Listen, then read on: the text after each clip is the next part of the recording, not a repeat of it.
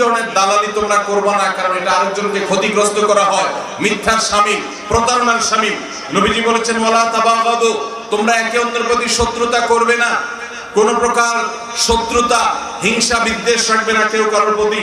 ওয়ালা তাদাবারু, তোমরা একে অন্যকে বয়কট করে বর্জন করে কথা বন্ধ করে সম্পর্ক নষ্ট করে থাকবে না, পিছনে লাগবে না। ওয়ালা ইয়াবি'ু বা'দুকুম আলা বা'দ, কেউ কোনো কিছু কেনাবেচা করেছে তার কেনাবেচার মাঝখান দিয়ে যে আবার মুলামুলি করে কিতাব ক্রেতা বা বিক্রেতার ক্ষতি করবে না। ওয়া কুনু ইবাদাল্লাহি ইখওয়ানা, তোমরা এই কাজগুলো না করে বরং আল্লাহর বান্দা ভাই ভাই হয়ে থাকো, আল্লাহর বান্দা ভাই ভাই হয়ে থাকো। এবং আল মুসলিমু আখুল মুসলিম, প্রত্যেক মুসলমান মুসলমানের ভাই। বিভিন্ন বিষয়ে মতপার্থক্য থাকতে পারে, বুঝের বেশকম থাকতে পারে, কিন্তু আমার আহলে কিবলা, আমার আহলুস সুন্নাহ জামাতের অনুসারী, কোরআন এবং সুন্নাহর অনুসারী ভাই, সে আমার সাথে তার শত পার্থক্য থাকুক না কেন, সে দিন শেষে আমার ভাই। আল মুসলিমু আখুল মুসলিমে, যতক্ষণ পর্যন্ত ইসলামের গণ্ডিতে কেউ থাকে সে আমার ভাই। এই মানসিকতা নবী সাল্লাল্লাহু আলাইহি ওয়াসাল্লাম রাখতে বলেছেন। লা ইয়াজলিমুহু, ভাই ভাইয়ের প্রতি কোন মুসলমান প্রতি জুলুম করবে না। এবং ওয়ালা ইয়াখযুলুহু, এবং কোন মুসলমানকে লাঞ্ছিত করবে না, অপমান করবে না, ছোট করবে না, তুচ্ছ করবে না, হেয় করবে না, অসম্মান করবে না। ওয়ালা ইয়াকযিবুহু, মুসলমানের সাথে মিথ্যা কথা বলবে না। এবং ওয়ালা ইয়াহকিরুহু, এবং তাকে তুচ্ছ মনে করবে না, তাকে তাচ্ছিল্য করবে না, তাকে নিয়ে উপহাস করবে না, তাকে নিয়ে ব্যঙ্গ বিদ্রূপ করবে না।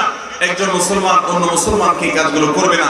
বিহাসবি ইমরিইন মিনাশ শাররি, কোন ব্যক্তির খারাপ হওয়ার জন্য, মন্দ হওয়ার জন্য, নিকৃষ্ট হওয়ার জন্য যথেষ্ট আইয়াহকিরা আখাহুল মুসলিম, যে তার কোন মুসলিম ভাইকে সে তাচ্ছিল্য করলো, তুচ্ছ করলো, তাকে ছোট করে একটু হাসলো, যে হাসিটা বিদ্রূপের হাসি, তাকে অপমান করে হাসলো। কুল্লুল মুসলিমি আলাল মুসলিমি হারামুন দামুহু ওয়া মালুহু ওয়া ইরদুহু, প্রত্যেক মুসলমানের উপর অন্য মুসলমানের রক্তকে হারাম করা হয়েছে, অর্থাৎ কোন মুসলমানকে খুন করা জায়েজ নাই।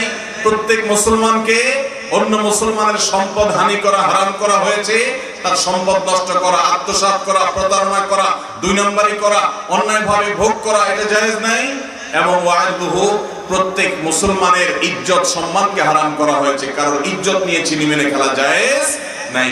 মুহতারাম হাজরিন, এই একটা হাদিস আমাদের জীবনে দেখবেন সবচেয়ে আমরা এই হাদিসকে গুরুত্ব কম দেই, অথচ এই হাদিসটার গুরুত্ব সবচেয়ে বেশি।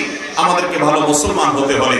অতএব আমরা যারা ফেসবুকে মানুষকে নিয়ে ট্রলবাজি করি, মানুষকে রোস্টিং ভিডিও বানিয়ে মানুষের ব্যক্তিগত বিষয়াশয় নিয়ে তাকে তুচ্ছ তাচ্ছিল্য করি, আমরা যারা মানুষের ছবি ব্যঙ্গ করে বিদ্রূপ করে আমরা ফেসবুকে বিভিন্ন পোস্ট করি, আমরা যারা বিভিন্ন মানুষকে ক্ষতিগ্রস্ত করি, আমরা যারা কেনাবেচা করতে গিয়ে কাস্টমারকে ঠকাই, আমরা যারা দোকানদারকে ঠকাই, আমরা যারা ক্লায়েন্টকে ঠকাই, আমরা যারা প্রতারণা করি, আমরা যারা মিথ্যা কথা বলি, আমরা যারা একে অন্যের সাথে কিছু থেকে কিছু হলে, চুল থেকে নুন খসলে সম্পর্ক ছিন্ন করে ফেলি, বয়কট করে ফেলি, আমরা যারা হিংসা রাখি একজন আরেকজনের প্রতি, আমরা যারা একে অন্যের প্রতি শত্রুতা লালন করি, আমাদের সকলের জন্য অনেক বড় অ্যালার্মিং হাদিস। আল্লাহ রাব্বুল আলামিন আমাদের সবার অন্তরগুলোকে পরিচ্ছন্ন করার তৌফিক দান করুন। একজন সাহাবী, তিনি নবী করিম সাল্লাল্লাহু আলাইহি সাল্লাম তার সম্পর্কে বলেছেন এই লোকটা জান্নাতি। খুব ভালো করে শুনে রাখেন, বলেছেন লোকটা জান্নাতি। সাহাবীরা সবাই ব্যাকুল হয়ে গেলেন, কি আমল করে লোকটা যে নবীজি তাকে জান্নাতি হওয়ার সার্টিফিকেট দিয়ে দিলেন? কি আমল করে? তার ব্যক্তিগত অর্জন কি যে সে নবী সাল্লাল্লাহু আলাইহি সাল্লামের মুখ থেকে জান্নাতি হওয়ার সার্টিফিকেট নিল? ভাইরা আমার, সাহাবীদের অনেকে ওই ব্যক্তির ব্যক্তিগত আমল ইবাদত কি আছে এটা জানবার জন্য নানাভাবে চেষ্টা করতে শুরু করলেন। তার ব্যক্তিগত জীবনে তিনি কি এমন করেন যে নবী সাল্লাল্লাহু আলাইহি সাল্লাম তার জান্নাতি হওয়ার সার্টিফিকেট দিলেন? বিভিন্ন ভাবে দেখলেন।